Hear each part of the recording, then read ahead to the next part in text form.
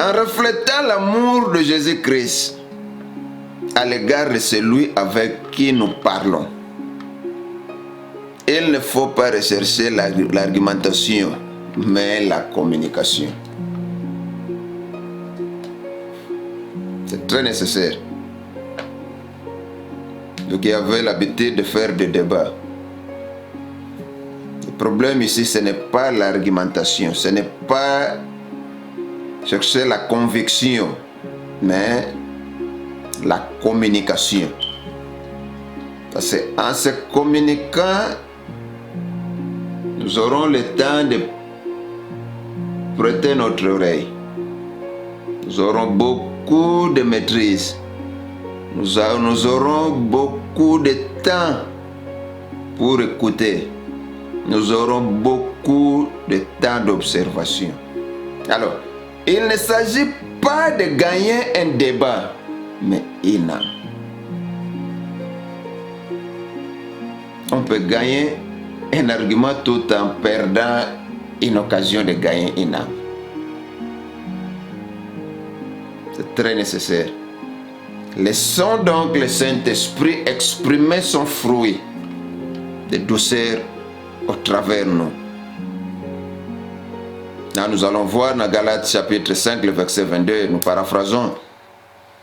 Mais le fruit de l'Esprit est la charité, la joie, la paix, la patience, la bonté, l'amour du bien, la fidélité, la douceur, la tempérance.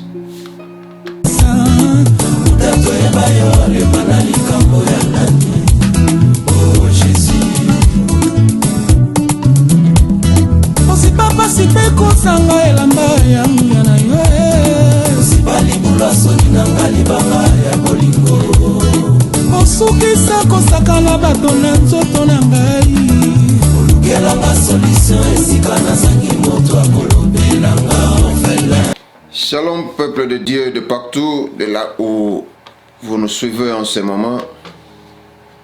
C'est avec un réel plaisir que nous présentons devant vous afin de nous parler de la part de notre Seigneur Jésus-Christ,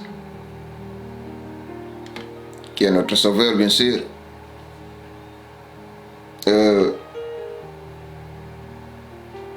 Il y a nulle part ailleurs dont nous pouvons trouver ce genre de plaisir de parler de cette grande personne, cette grande personnalité de la divinité, de cette grande personne incomparable, de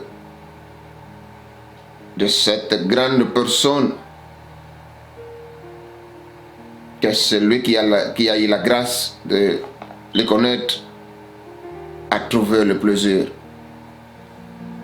de connaître celui qui a marqué la différence parmi toutes les connaissances qu'il a faites ou qu'il fera. C'est cette personne que nous avons le grand plaisir de nous présenter encore aujourd'hui dans notre conseil. Excusez.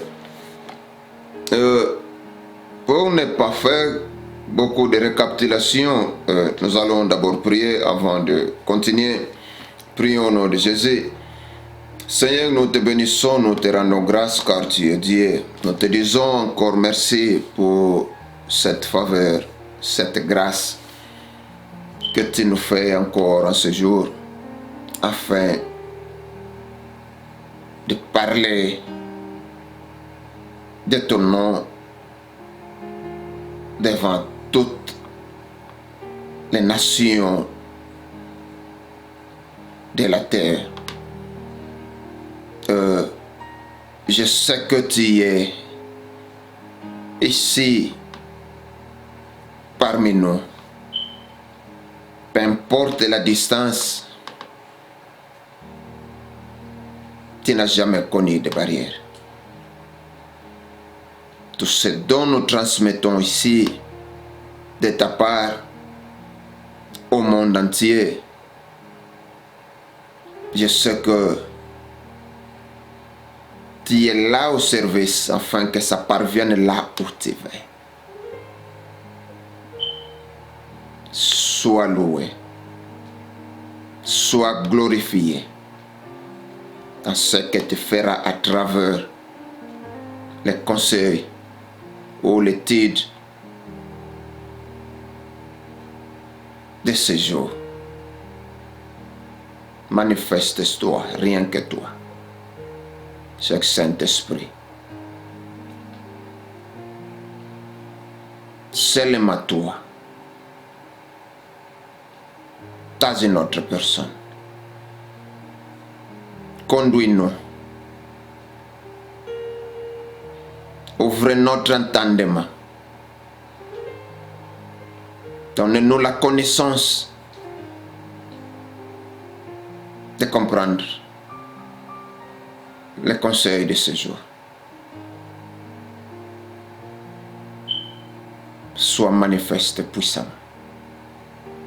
Je sais que là où tu es, les ténèbres n'a plus lieu. Que la gloire te soit rendue. Dans le nom puissant de Jésus-Christ, nous avons ainsi prié. Et nous disons Amen. Alléluia. Merci pour nous recevoir encore une fois de plus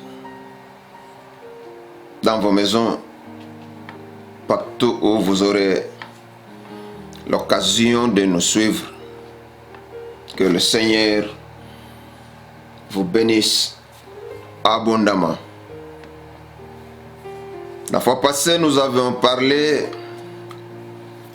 du troisième principe qui était se joindre à l'église locale. Et nous avons lu les passages comme Psaume 133, versets 1 à 3, 1 Corinthiens 12 à 27, verset 27, 1 Timothée, le chapitre 3, le verset 15, Jean, le chapitre 5, le verset 24, Jean, le chapitre 8, le verset 44, Jean, le chapitre 1, le verset 12, 1 Corinthiens, le chapitre 12, le verset 13, 1 Philippiens, le chapitre 1, le verset 17. Nous avions parcouru tous ces versets, plus moyen d'entrer dans les détails, car nous avons quelque chose d'autre que nous allons suivre en ce jour. Donc, question qui s'était posée, par exemple, qu'est-ce qu'est l'église locale? Pourquoi faut-il se joindre à l'église locale? N'est-ce pas? Ce sont des questions qui sont vraiment nécessaires qu'un enfant de Dieu arrive à point de comprendre.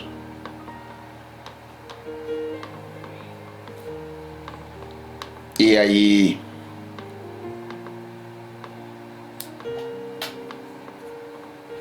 des questions comme: devrons nous joindre à l'église locale car c'est un besoin, car c'est un commandement de Dieu? Nous devrons nous joindre à l'église locale pour un ministère accru? Nous avions dit que l'église en grec signifie ecclésia. Il y a eu beaucoup de trucs dont nous avons vu. Et du coup, pour ne pas beaucoup traîner là-dessus, nous allons dans le quatrième principe qui est témoigner Jésus ou refléter Jésus. Là dont nous aurons le passage biblique comme 1 Pierre, le chapitre 3, le chapitre 3, le verset 15.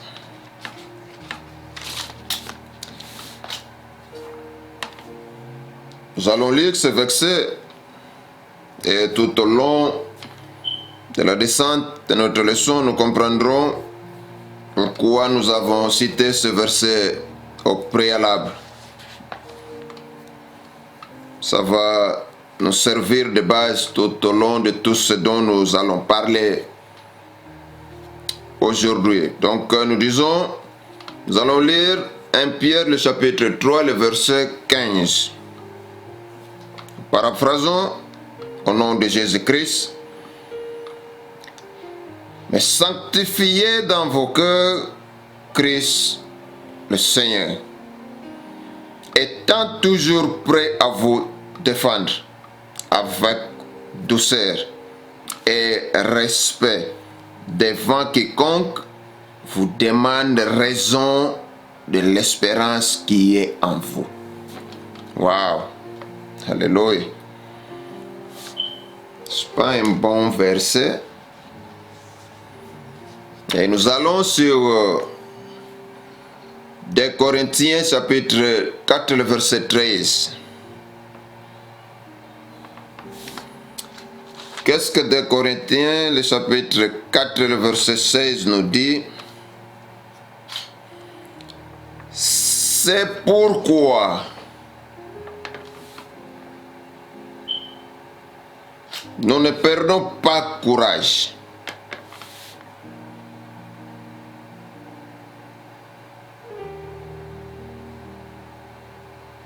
Et alors même que notre homme extérieur se détruit, notre homme intérieur et se renouvelle de jour en jour.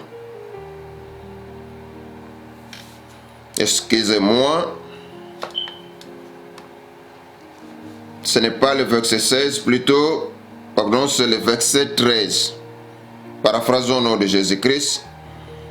Et comme nous avons le même esprit de foi qui est exprimé dans cette parole de l'Écriture, j'ai cru, c'est pourquoi j'ai parlé.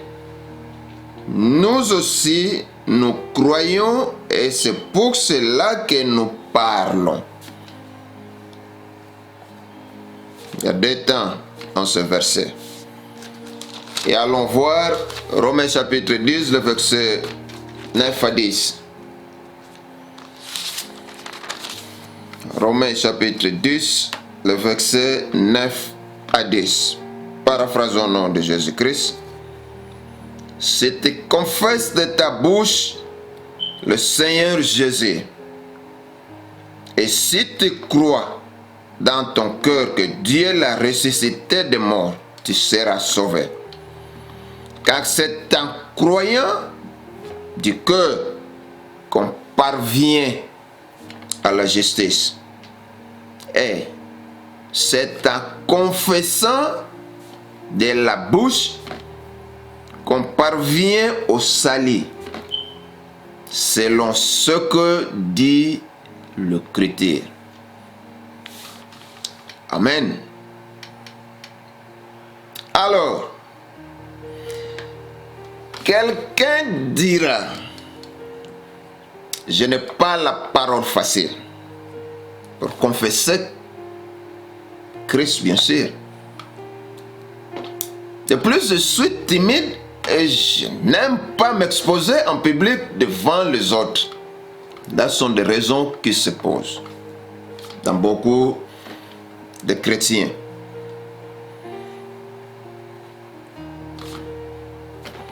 Il faut savoir qu'il existe beaucoup de manières d'exprimer sa foi. Suivons bien ce que nous disons. Toi, chrétien, qui as eu toujours des excuses sur ce genre de choses en témoignant Christ.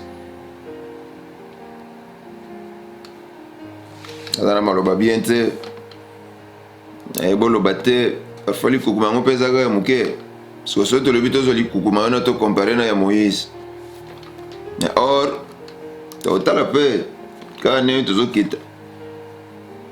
Moïse, malgré les koukouma, mais Dieu savait pourquoi. Il devrait choisir Moïse. Et il a toujours eu les moyens de faire en sorte que dans la mission qu'il te donne, malgré ce que tu es, malgré ton handicap, malgré ceci, cela, il y a une provision toujours qui fera en sorte que la mission atteint son objectif, n'est-ce pas? Pourquoi toujours avoir des raisons?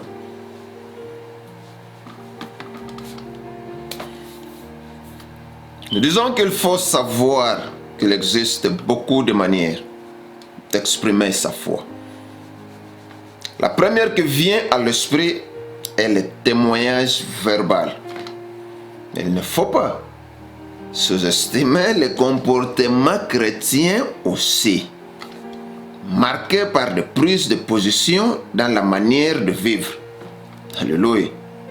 Donc, afin que nous suivons mieux et nous comprenons aussi mieux. Ça, c'est très important, les choses dont nous disons pour les enfants de Dieu. Pourquoi? Parce que il y a beaucoup d'églises que nous avons constatées qui n'ont pas mis ces choses à la disposition des nouveaux-nés dans des églises locales. Et ils sont partis beaucoup plus dans la spiritualité, oubliant que un chrétien doit avoir une fondation de là où sa vie chrétienne doit être construite. Une autre manière de parler, c'est de tracer un chemin là où un nouveau-né va se mettre en route pour qu'il marche durant toute sa vie en tant qu'enfant de Dieu sur cette terre. Imaginons par exemple, entre parenthèses, un fils qui est né ou un enfant qui est né, et les parents n'ont pas une orientation à donner à un enfant. Et vous allez vous imaginer après que deviendra la vie de cet enfant. Un enfant qui n'a pas reçu l'orientation des parents. Un enfant qui n'a pas été préparé pour sa vie future. Un enfant qui est né là où il y avait de terribles situations qui mettaient de côté le papa et de l'autre côté la maman. Et les enfants étaient comme ça. Et nous connaissons la suite de ce genre d'enfants. Qu'est-ce qu'ils sont devenus aujourd'hui? Pourquoi? Parce qu'il n'y avait pas l'orientation des parents. Un nouveau-né, celui qui a reçu Christ dans sa vie, si il n'a pas eu la chance d'apprendre ces choses afin de construire une fondation là où il construira sa vie chrétienne, qu'est-ce qu'il deviendra? Quel comportement attendrons-nous de ce genre enfant de Dieu? S'il a déjà reçu Christ, il est sauvé. Et commencera ses démarches. Parce que nous disons que si nous avons des excuses pour parler en témoignant Christ, et quelle sera l'expression de notre comportement?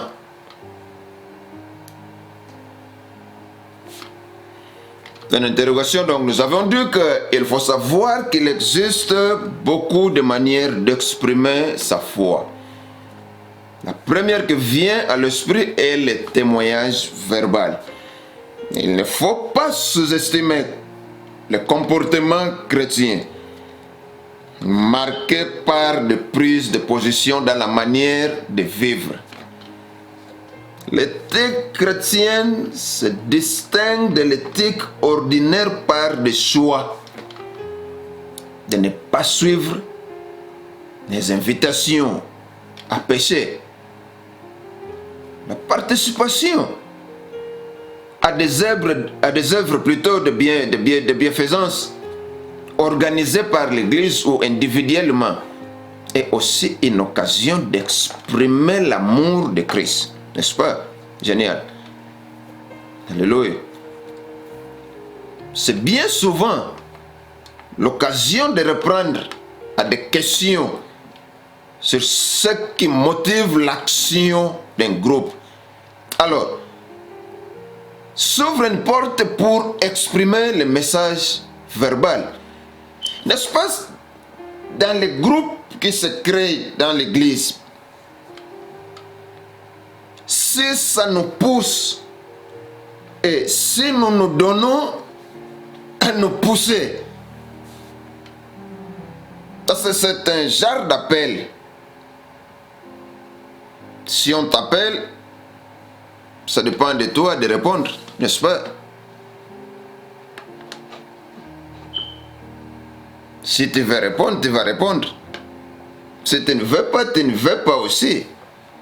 Maintenant, tout ce qui se crée, le groupe de jeunes, le groupe d'études bibliques, ça va créer des habitudes d'exercice qui feront en sorte que nous ayons quelque chose que nous allons administrer. Et en administrant cette chose-là, ça nous poussera de parler.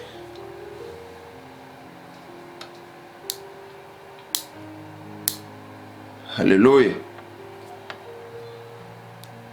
Si nous n'allons pas écouter, comment aurons-nous la connaissance de témoigner Christ? Nous devrons d'abord écouter. Cela veut dire nous devrons d'abord avoir la connaissance de cette personne. Entre parenthèses, comme ce que tu as eu qui t'a poussé à abandonner le péché et d'accepter Christ comme ton sauveur et Seigneur de ta vie. Et maintenant, ça c'est le début. Maintenant, nous allons nous mettre dans les démarches d'apprentissage, afin d'être équipé. Et en étant équipé, c'est à partir de là que nous aurons la possibilité de témoigner Christ. Pourquoi? Parce que nous avons reçu une connaissance fondée de la part de la personne dont nous avons l'obligation de témoigner dans des endroits où nous pouvons, s'il le faut. Alléluia. Alors, qu'est-ce qui va nous aider? C'est la participation à des œuvres de bienfaisance organisées par l'Église ou individuellement, et aussi une occasion d'exprimer l'amour de Christ. Donc c'est bien souvent l'occasion de répondre à des questions sur ce qui motive l'action d'un groupe. Ça va nous aider d'ouvrir nos bouches et parler de la personne du Christ. Alléluia. Alors, s'ouvre une porte pour exprimer le message verbal. C'est tout ce que nous avons essayé d'expliciter là-dessus. Donc, en disant que,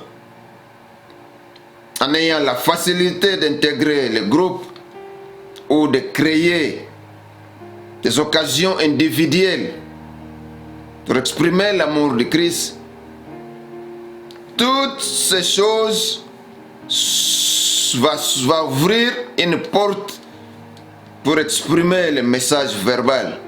Alors, si le comportement n'est pas à la hauteur, c'est-à-dire s'il y a des choses visibles et évidentes dans le comportement, c'est préférable de se mettre en règle avant de vouloir ouvrir la bouche. Alléluia. Il serait mal rencontré, ou il serait mal rencontré que quelqu'un pense de vous. Sa conduite douteuse parle si fort que du mal à saisir ce qu'il veut me dire sur Dieu. Hein? Si ta conduite est mauvaise, et les gens le savent, et maintenant, de notre part, vous voulez ouvrir la bouche pour témoigner Christ. Et toutes ces deux choses en toi ne se marient pas.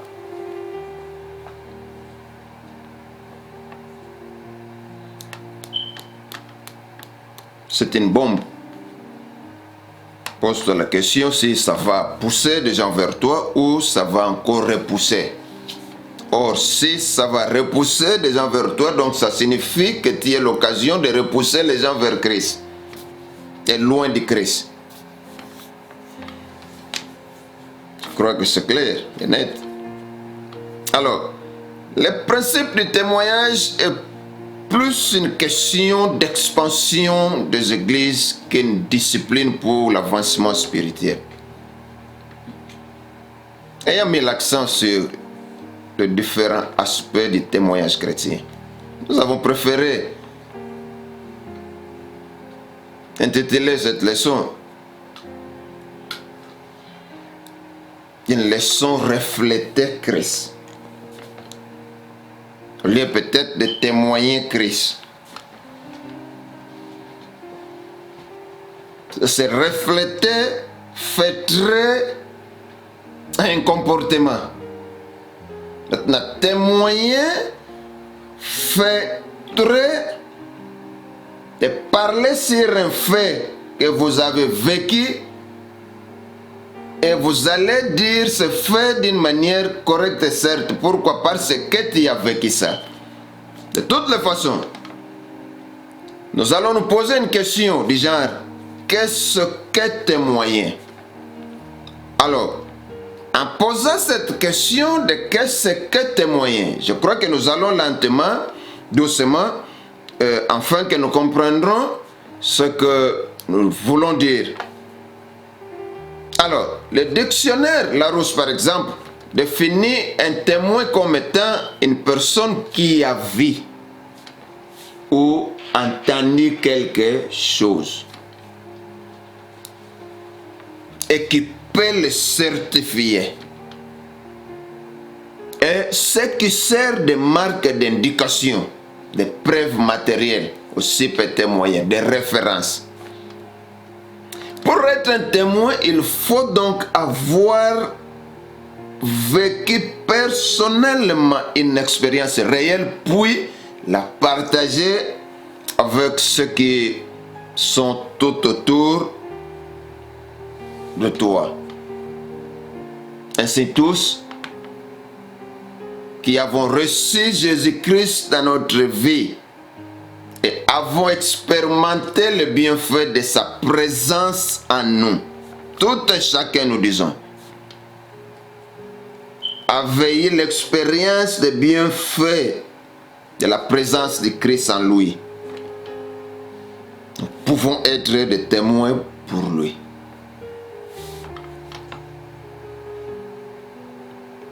Il est tout aussi clair, de par la définition considérée que nous venons de dire plus haut, que le témoignage a plus qu'un seul aspect. Les paroles ne sont pas la seule expression de notre témoignage. En fait, la vie prouve que chacun, au travers de son comportement, représente quelque chose ou parle pour ou contre quelque chose. Alléluia. Nous allons répéter cette parole. Nous allons dire que la vie prouve que chacun, travers de son comportement, représente quelque chose. Au travers de son comportement, il représente quelque chose. Il y a des gens qui ont l'habitude de dire ah, oh, t'as une taille na Monique Azaboué. Il se finit à Mutumbala Mokami Balé. Je comprends déjà qui il est. Nous sommes j'ai déjà compris qu'il y a un san papa à celui-ci. N'est-ce pas?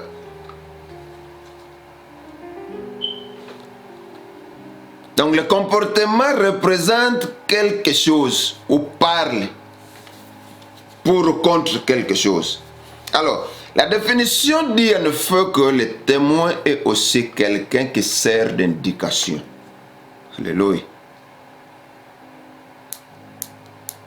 Des références, des preuves matérielles.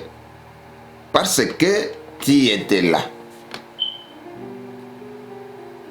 Parce que tu as vu. Parce que tu as écouté. N'est-ce pas? Comme nous avons écouté parler de Jésus, c'est pour cela. Nous pouvons témoigner Christ. Parce que si nous n'avons pas entendu, comment nous allons témoigner? C'est tout ce que nous avions dit là-dessus, là dans les lignes précédentes. Si nous n'avons pas entendu,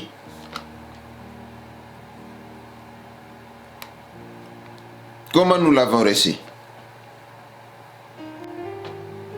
Donc nous disons que, en fait, la vie prouve que chacun, au travers de son comportement, représente quelque chose ou parle pour ou contre quelque chose. Donc, la définition dit en effet que le témoin est aussi quelqu'un qui sert d'indication, de référence, de preuves matérielles. Alors, ainsi par son comportement, comme par ses paroles, l'homme montre ce qu'il est. Je dis ça quelque part. Chrétien ou pas, bien.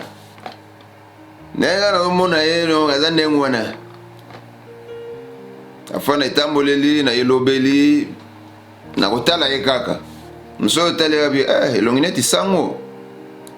Mso talega elobeli na yeneti.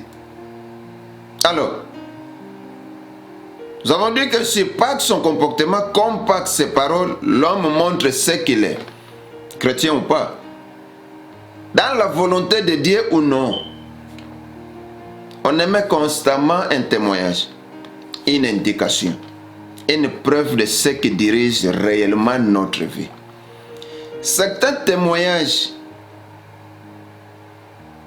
de leur égoïsme, de leur paresse, de leur mondanité, de leur orgueil, etc., etc. D'autres de leur assurance, de leur peur, de leur joie, de leur zèle. On ne peut cacher efficacement ce que l'on est réellement. Jamais. Ce que tu étais ne peut le cacher. Pourquoi? Parce que je vais le mettre au fond de moi pour faire sortir. Un jour, le vrai comportement sortira. Et on détectera qui tu es par ton comportement. Jésus a bien enseigné cette vérité quand il a dit: comment pourrez-vous dire de bonnes choses, méchants comme vous l'êtes? Car c'est de l'abondance du cœur que la bouche parle, comme Matthieu chapitre 12, verset 34 nous le dit. Ainsi donc, témoigner pour Christ ne serait autre que l'expression, le débordement de notre vie chrétienne. Plus nous sommes remplis de la présence de Christ et plus cette présence rejaillira au travers de notre vie. Alléluia. Comme quelqu'un a dit, une vie chrétienne vitale et contagieuse. N'est-ce pas génial? Gloire à Jésus. Maintenant, la deuxième question nous revient. Pourquoi témoigner? Nous témoignons pour s'identifier à Jésus-Christ. C'est ça la première réponse. Nous témoignons pour s'identifier à Jésus-Christ. Il est indispensable de s'identifier à Christ. Et il ne s'agit pas simplement de partager avec les autres un point de vue personnel qui peut être discutable. Il s'agit d'une prise de position. L'importance de ce point est bien démontrée par différents passages de la Bible, tels que Romains 10, 9 à 10. Si tu confesses de ta bouche le Seigneur Jésus-Christ, et si tu crois dans ton cœur que Dieu l'a ressuscité des morts, tu seras sauvé. Car c'est en croyant du cœur qu'on parvient à la justice, et c'est en confessant de la bouche qu'on parvient au salut. L'autre fois, nous avions dit qu'il y a des églises, quand vous voulez vraiment témoigner que vous avez, quand vous voulez témoigner Christ, et vous devrez vous mettre réellement au milieu, ou vous devrez vous soulever au milieu de l'assemblée et déclarer que je suis un pécheur, maintenant je veux me détourner de tous mes péchés et suivre Jésus-Christ.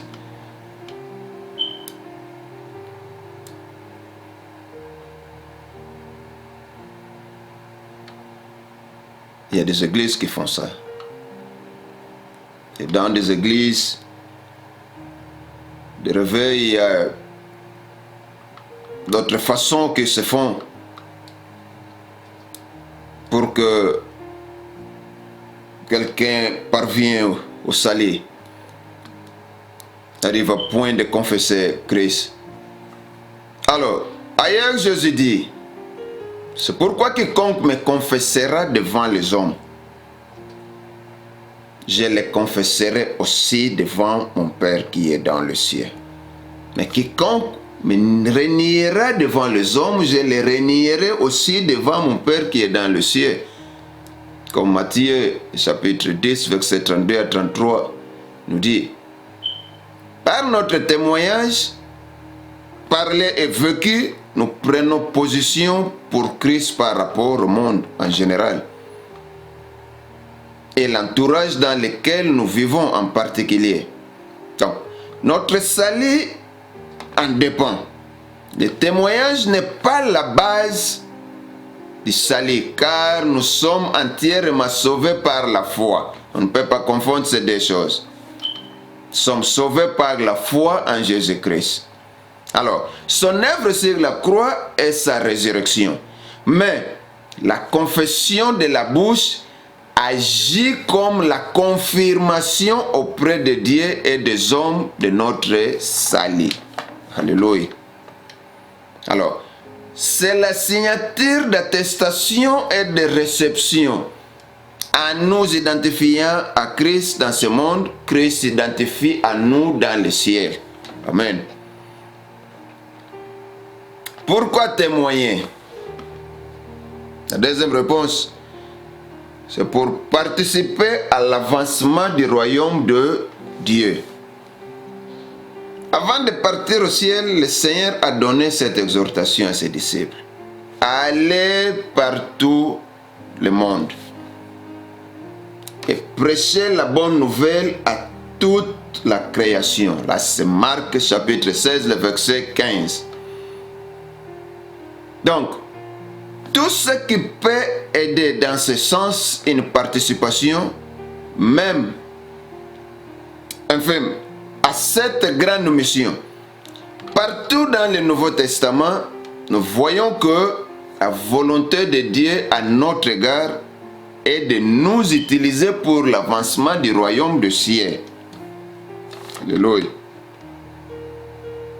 Je ne sais pas si tu as vraiment connaissance de ce que tu fais là où tu te retrouves en tant qu'enfant de Dieu. Écoutons ces choses, ça va beaucoup nous aider de nous approcher et d'apprendre davantage afin que nous soyons forts et contribuer dans cette grande mission. Alors, c'est pour cette mission que Dieu nous laisse sur terre. C'est pour dire que nous ne vivons pas pour vivre seulement. C'est à cause d'accomplir une mission. Ça ne signifie pas seulement d'être pasteur, apôtre, évêque, évangéliste, je ne sais qui. Tout un chacun a une mission qu'il a à faire sur terre de la part de Dieu. C'est pour cela qu'il y a encore le souffle de vie. Alors, l'apôtre Paul écrivit au jeune pasteur Timothée. Dans 2 Timothée chapitre 4, le verset 5, le verset 2 et 5. Si nous ne sommes pas Donc nous disons que si nous ne sommes pas dit à Timothée, peut-être pourrions-nous aider un pasteur ou un missionnaire dans sa tâche, aux yeux de Dieu. Même la plus petite participation compte. C'est pour cela. Comme on a osé, ngakutu boy, ngazongisa boy, ngakutu basalaga boy, ngakutu na ebité. Servez l'Éternel dans la position dont il y a dans l'église locale, bien sûr. Pourquoi témoigner? Pour glorifier Jésus.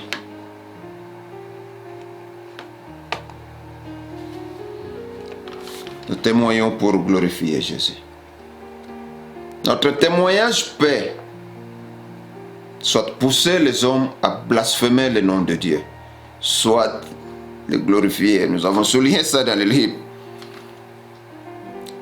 précédent. En effet, nous lisons en Romains 2, chapitre 24, non, chapitre 2, le verset 24, car le nom de Dieu est à cause de vous blasphémé parmi les païens. Hein? Car le nom de Dieu est à cause de vous blasphémé parmi les païens.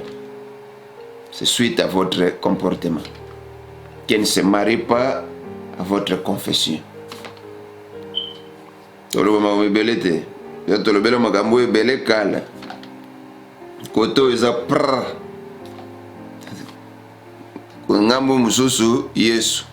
ne se marie pas.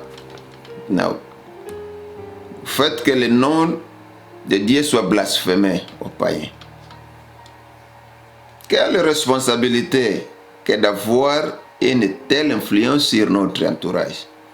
Par contre, nous pouvons très bien apporter de la gloire au Seigneur en reflétant Jésus par nos actions. Hein? Par nos actions, nous pouvons très bien apporter de la gloire au Seigneur.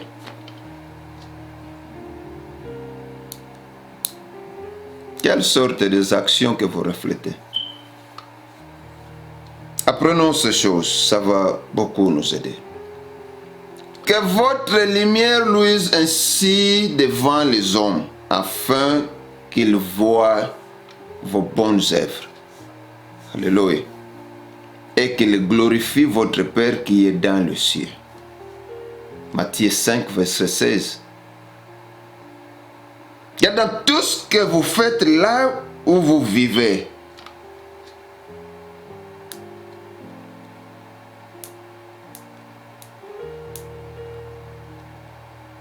lumière epela engela afin que misala na bino ya malamu emonana mpe bakumisa tata na bino oyo aza na likolo.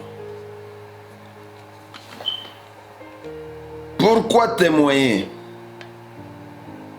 Nous avons la quatrième réponse, c'est pour attirer d'autres à Jésus-Christ.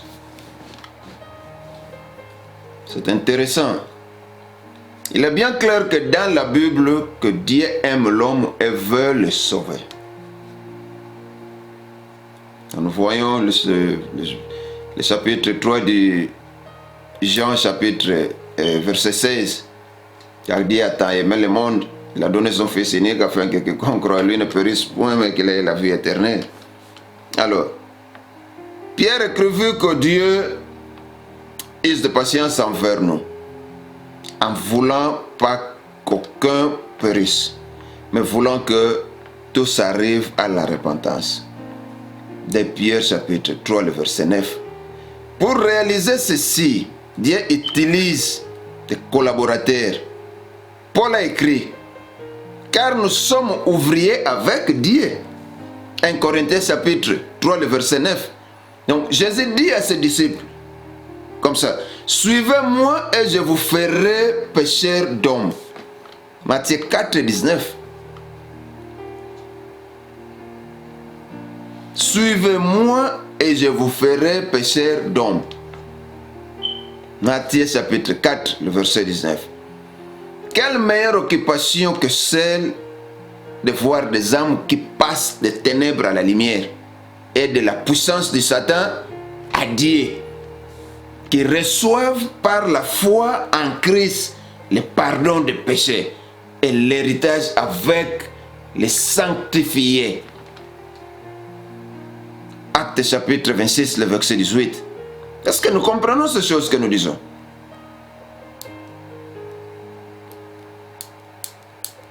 Alléluia. Chaque âme gagnée pour Christ contribuera à augmenter notre joie. Alors, nous allons voir dans Philippiens chapitre 4, le chapitre 4, le verset 1. C'est pourquoi mes frères bien-aimés et bien désirés, ma joie et ma couronne, demeurez de cette manière ferme dans le Seigneur, mes bien-aimés. Alléluia. Car quelle est notre espérance ou notre joie ou notre couronne de gloire? N'est-ce pas vous aussi, en la présence de notre Seigneur Jésus-Christ, en son avènement? 1 Thessaloniciens chapitre 2, le verset 19. C'est avec raison qu'il le dit. Garde ta joie et elle diminuera. Soko bombie sengo ego diminuer. Mais soko partager yango e osala nini ego bakama. Garde ta joie, elle diminuera. Partage-la et elle augmentera. Mais toi, pourquoi tu gardes ta joie au lieu de témoigner Christ? Maintenant, comment témoigner efficacement? Mais sanctifiez dans vos cœurs Christ le Seigneur, étant toujours prêt à vous défendre avec douceur et respect devant quiconque vous demande raison de l'espérance qui est en vous. 1 Pierre chapitre 3, le verset 15. N'est-ce pas? Nous avons lu ça dans le verset introductif. À la lumière de ce verset, nous voyons donc un minimum de 4 recommandations, n'est-ce pas? La première est sanctifier Christ le Seigneur. C'est tout simplement lui donner la place qu'il mérite dans notre cœur.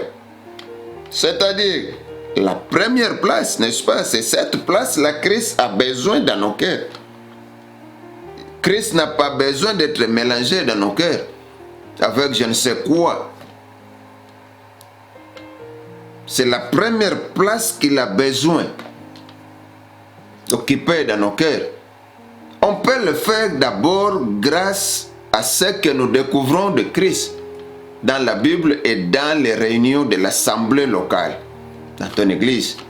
Et ensuite par l'obéissance à ce que Christ nous a montré à travers le Verbe. N'est-ce pas? Alors, comment témoigner efficacement? Toujours prêt. La seconde réponse. Nous devons rester en alerte devant les occasions produites par le Seigneur pour placer un mot de témoignage. Pour cela, il faut être prêt spirituellement. D'où la nécessité de commencer chaque journée avec le Seigneur et d'être en règle avec lui. Alléluia. Témoigner efficacement, avec douceur, bien sûr. En reflétant l'amour de Jésus-Christ à l'égard de celui avec qui nous parlons. Il ne faut pas rechercher l'argumentation, mais la communication. C'est très nécessaire. Vous qui avez l'habitude de faire des débats. Le problème ici, ce n'est pas l'argumentation, ce n'est pas chercher la conviction, mais la communication. Parce qu'en se communiquant, nous aurons le temps de prêter notre oreille. Nous aurons beaucoup de maîtrise. Nous aurons beaucoup de temps pour écouter. Nous aurons beaucoup de temps d'observation. Alors, il ne s'agit pas de gagner un débat, mais une âme. On peut gagner un argument tout en perdant une occasion de gagner une âme. C'est très nécessaire. Laissons donc le Saint-Esprit exprimer son fruit de douceur au travers de nous. Là, nous allons voir dans Galates chapitre 5, le verset 22, nous paraphrasons. Mais le fruit de l'Esprit est la charité, la joie, la paix, la patience, la bonté, l'amour du bien, la fidélité, la douceur, la tempérance. Nous devrons témoigner efficacement. Quatrième point que, avec respect aussi, nous devons discerner la valeur que représente une personne aux yeux de Dieu. Alléluia. La valeur immense d'une âme aux yeux de Dieu est merveilleusement illustrée par la parabole de la brebis perdue, n'est-ce pas? Quel est l'homme, nous paraphrasons ce verset du Luc chapitre 15, le verset 4 à 7. Quel est l'homme d'entre vous qui, ayant 100 brebis, s'il en perd une, ne laisse les 99 au désert et n'aille après celle qui est perdue jusqu'à ce qu'elle l'ait trouvée. Ou jusqu'à ce qu'elle l'ait trouvée. Et qui l'ayant trouvée, ne la mette sur ses épaules pour... Excusez, et qu'il l'ayant trouvé, ne la mette sur ses épaules avec joie et étant arrivé dans la maison, n'appelle ses amis et ses voisins et ne leur dise, réjouissez-vous avec moi car j'ai trouvé ma brebis qui est perdue. Je vous dis qu'il y aura de même plus de joie dans le ciel pour un seul pécheur qui se répand que pour 99 justes qui n'ont pas besoin de repentance. Alléluia.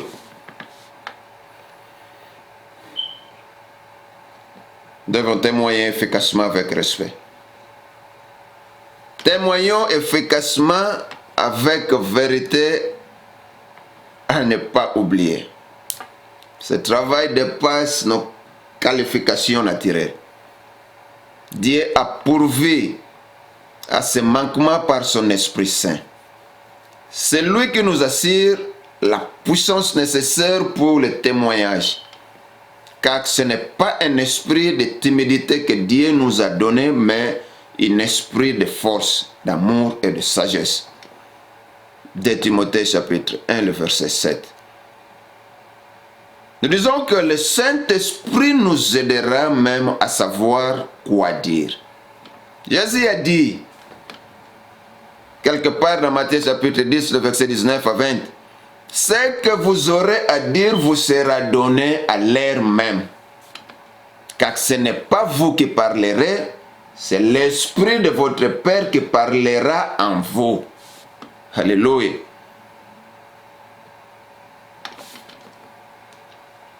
Témoignez avec efficacité, arrosez le tout de prière. Faites-les avec persévérance. Confiez-vous à Dieu pour les résultats qui arriveront au temps que lui-même a choisi. Alors, pouvons aller sur les pensées diverses. Voyons un peu qu'est-ce que nous allons dire. Et les pensées qui suivent viennent toutes des apôtres ayant à cœur le ministère que Dieu leur a donné. Nous pouvons nous inspirer si Dieu nous pousse dans cette direction. Alléluia. Actes chapitre 4, le verset 20 nous dit, « Car pour nous, nous ne pouvons pas ne pas parler des choses que nous avons vues et entendues. » Alors, Romains chapitre 1, le verset 16 nous dit, « Car je n'ai point honte de l'évangile de Christ, car c'est la puissance de Dieu pour le salut de tous ceux qui croient. » Des Juifs d'abord, des Grecs ensuite.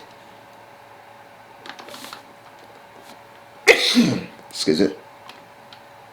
Des Corinthiens chapitre 4, le verset 13 nous dit, « Mais ayant le même esprit de foi, selon qu'il est écrit, je crie, c'est pourquoi je parle. Nous aussi, nous croyons et c'est pourquoi nous parlons. » Alléluia. Alors, dans une leçon précédente, nous avons appris que si nous étudions la Bible et si nous obéissons, nous connaîtrons la vérité. Si nous aimons le Seigneur Jésus, nous gardons ses commandements et la bénédiction de Dieu est avec nous. La Sainte Bible nous apprend à refléter Jésus-Christ. Amen. Nous pouvons expliquer à ceux qui ne connaissent pas Jésus-Christ qu'ils peuvent être délivrés et sauvés pour toujours. Quand une personne est touchée dans son cœur par le message de l'évangile, nous pouvons alors l'inviter à accepter Jésus-Christ personnellement. N'est-ce pas génial? Et si nous n'avons pas cette connaissance, comment nous arriverons à faire ce genre de choses? Alors, c'est évident qu'un enfant de Dieu doit apprendre toutes ces choses afin que sa mission ait une base et pour arriver à un bon accomplissement. Alléluia. Alors, un moyen pratique de témoigner. Faites-vous un petit mémo que vous garderez sur vous ou dans votre Bible lorsqu'une occasion se présente de parler de Dieu. Alors, posez des questions déterminantes, par exemple. N'argumentez pas. Ne polémiquez surtout pas. Ne corrigez pas. Écoutez seulement les réponses à vos questions. En priant intérieurement. Ça demande de la patience. Ça demande de la disposition du temps. Demandez au préalable si la personne est d'accord pour que vous lui posiez quelques questions. Nous avons expliqué ça quelques jours passés. Des questions du domaine spirituel, bien sûr. C'est par exemple dans les milieux du travail. Il y a diversité de religions qui se croisent. Maintenant, vous ne pouvez pas parler de Jésus-Christ à celui qui n'a pas l'autorisation, par exemple, de son secte ou de sa religion d'écouter le nom de Jésus. Vous ne pouvez pas imposer à une autre personne d'écouter de la part de Jésus-Christ. Nous ne pouvons pas imposer. Mais il faut la question se pose au préalable. Que si la personne est d'accord pour qu'il reçoive des questions du domaine spirituel.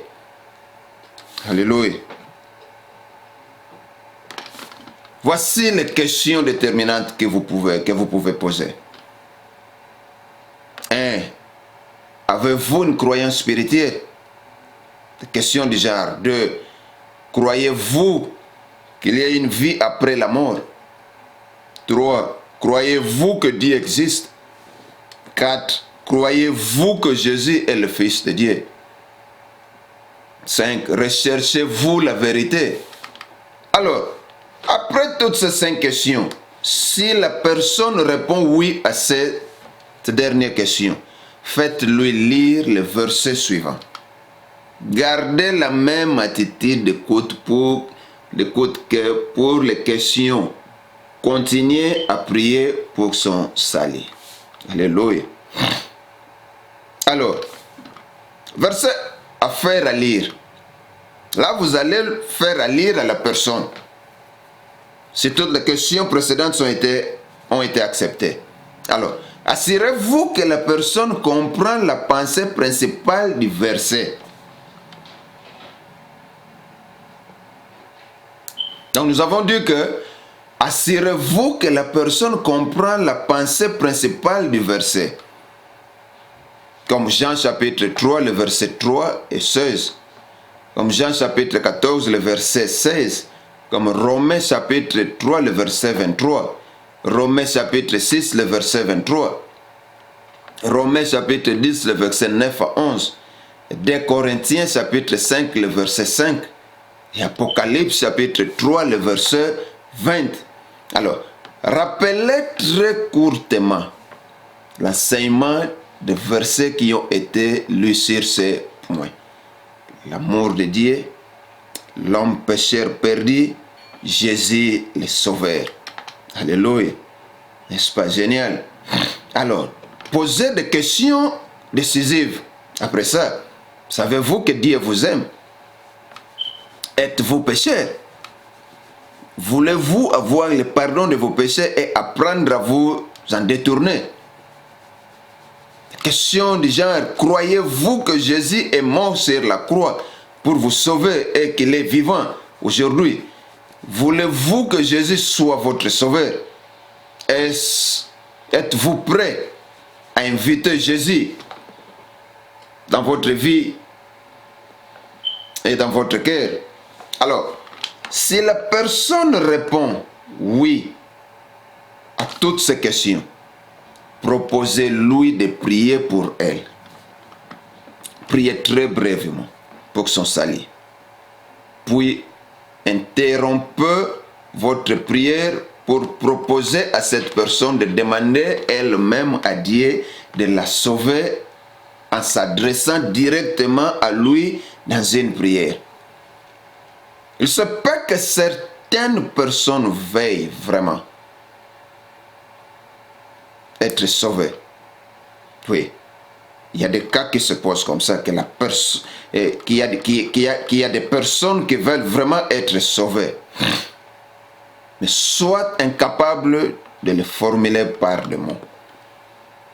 Alors, ça c'est un cas un peu particulier. Pourquoi? Parce que ici, nous voyons que nous sommes dans la mission, nous sommes dans l'évangélisation.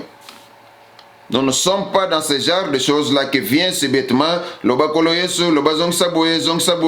Pourquoi? Parce que la personne n'a vraiment pas besoin de regretter ses péchés, mais la personne sait que comme ce pasteur fait des miracles, et on lui demande d'accepter Christ, et il est devant une condition qui lui pousse d'accepter tout ce qu'on lui dira. Pourquoi? Parce qu'il a besoin de ça.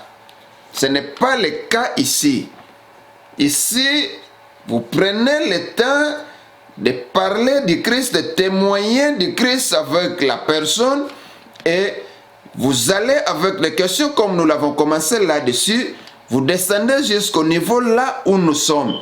Et si, comme nous venons de dire, c'est peut que certaines personnes veulent vraiment être sauvées, mais sont incapables de formuler des mots. Maintenant, en ce moment ici, ils peuvent avoir besoin de répéter après vous une prière de conversion. Ici, il n'y a pas question d'une maladie où il n'y a pas question d'avoir une guérison quelconque, mais vous parlez du Christ, vous témoignez Christ à quelqu'un.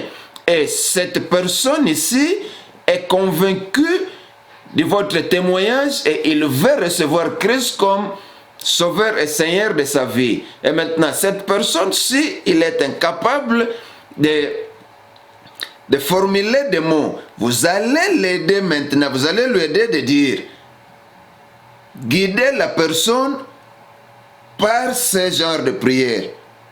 Procédez par courtes phrases pour que la personne puisse répéter. Là, c'est clair et net. Ce sont des choses qui se font ou qui doivent se faire dans des évangélisations, dans des groupes d'évangélisation. Alléluia. Des prières comme Seigneur Jésus, je sais que tu m'aimes. Et là, la personne reprend. Et que tu es mort sur la croix portant mes péchés. La personne reprend. Merci de me révéler ma condition actuelle. Maintenant, ici, nous soulignons encore, le problème, ce n'est pas lui faire répéter cette prière qui fera en sorte qu'il soit sauvé. Non. C'est parce que, excusez, vous l'avez déjà abordé et il a écouté le témoignage de Christ, il a accepté. Et maintenant, incapable de citer cette prière, vous allez l'aider. Vous allez l'aider de s'introduire. Voilà. C'est différent. Avec ce dont nous venons de dire là-bas. Comme nous avons dit, Seigneur Jésus, je sais que tu m'aimes. Et la personne reprend. Et que tu es mort sur la croix portant mes péchés. Merci de me révéler ma condition actuelle. Je confesse que je ne peux pas me sauver moi-même. Je t'accepte maintenant dans mon cœur par la foi. Tu es mon sauveur et mon Seigneur. J'ai confiance en toi. Merci pour ce salut éternel. Amen. Amen. Et maintenant, nous prendrons les coordonnées et fixer un rendez-vous par la suite. Parce qu'il doit y avoir un suivi après tout ça. Il n'est pas question de terminer à nenga yamina yesu déjà to bondeli boye sili nango le reste yem taboyeba nanzambe na oya yambite. Il doit y avoir un suivi. Prendre des coordonnées et fixer un rendez-vous pour la suite. Alors, les versets complémentaires pour la rencontre suivante peuvent être pour le suivi. La foi en Jésus, le Fils de Dieu, sauve. Alors, Jean 3, le verset 16, Acte 4, le verset 12, Jean 14, le verset 6, tous sont pécheurs. Romains 3, le verset 10 à 12, tous sont morts spirituellement et c'est la voie de la perdition. Romains 5, le verset 12, Jésus-Christ est mort pour sauver les pécheurs. Romains 5, le verset 6 à 8. 2 Corinthiens, le chapitre 5, le verset 21. 1 Pierre, le chapitre 1, le verset 18 à 19. 13, et le verset 3, le chapitre 3, le verset 18, toujours 1 Pierre. Alors, croire au Seigneur Jésus-Christ, mort et ressuscité pour nous. Matthieu 4, le verset 17. Jean chapitre 5, le verset 24. Jean chapitre 20, le verset 31. 1 Corinthiens chapitre 15, le verset 1 à 4. La certitude de la vie éternelle par la confiance en Christ. 1 Jean chapitre 5, le verset 10 à 13. Jean chapitre 10, le verset 27 à 30. Ephésiens chapitre 1, le verset 13 à 14. Ephésiens chapitre 2, le verset 8 à 9. Voilà où la continuité va nous amener, où le suivi de cette âme gagnée va nous amener. Et nous verrons que si nous n'arrivons pas d'apprendre à témoigner, ou nous-mêmes, pourquoi? Parce que cet apprentissage doit se faire en nous donnant de se présenter à des réunions de groupes qui se créent dans l'église locale. Et là où nous allons écouter et va faciliter notre langage par rapport à ce que nous allons écouter. Et ça va nous donner la facilité et comment pourrais-je dire, ça va nous donner la facilité de digérer Christ et aussi avoir la facilité de témoigner aux autres. Et quand Christ est complètement à nous par rapport à la connaissance dont nous allons prendre, et notre comportement aussi va changer et va refléter Christ. Et par là où il y aura un mariage qui va se faire entre notre comportement et le témoignage dont nous allons donner de la personne de Christ. Et ça sera cette chose-là qui fera en sorte que les gens viennent des ténèbres vers la lumière. Ça fera en sorte que les gens sortent de la puissance des ténèbres sous la puissance de Dieu. Ça fera en sorte que les gens sortent du péché pour le salut de leurs âmes. N'est-ce pas? C'est très nécessaire d'écouter ce genre de choses. Que le Seigneur vous bénisse. Merci pour tout ce qu'il a fait en ce jour. Et je sais qu'une personne a trouvé quelque chose, qu'une personne a encore une connaissance augmentée dans sa vie. Soyez bénis, attachons-nous au Seigneur, digérons-nous encore la personne de Christ, afin que nous reflétons réellement Christ dans nos vies, à travers notre comportement, afin que nous témoignions encore Christ aux autres, car Dieu les aime. Dieu n'a jamais eu besoin de la mort d'un pécheur. Il veut que tous ceux-là qui sont là viennent à lui. Alors, seulement à travers toi, à travers moi, qu'ils viendront vers Christ. Soyez bénis abondamment. Dans le nom de Jésus-Christ, nous allons prier. Seigneur, nous te bénissons encore une fois de plus. Merci pour tout ce que tu es. Merci pour tout ce que tu as fait. Et je sais que tu as encore ajouté une connaissance à travers les conseils de ce jour dans la vie d'une personne qui nous suit de partout dans le monde. Sois loué, sois glorifié. Merci pour tout ce que tu as fait. Nous bénissons ton Saint-Nom car tu es Dieu. Dans le nom puissant de Jésus-Christ, nous avons ainsi prié. Amen.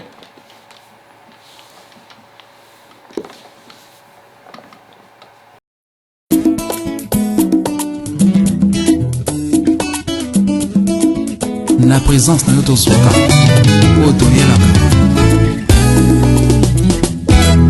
merci Jésus.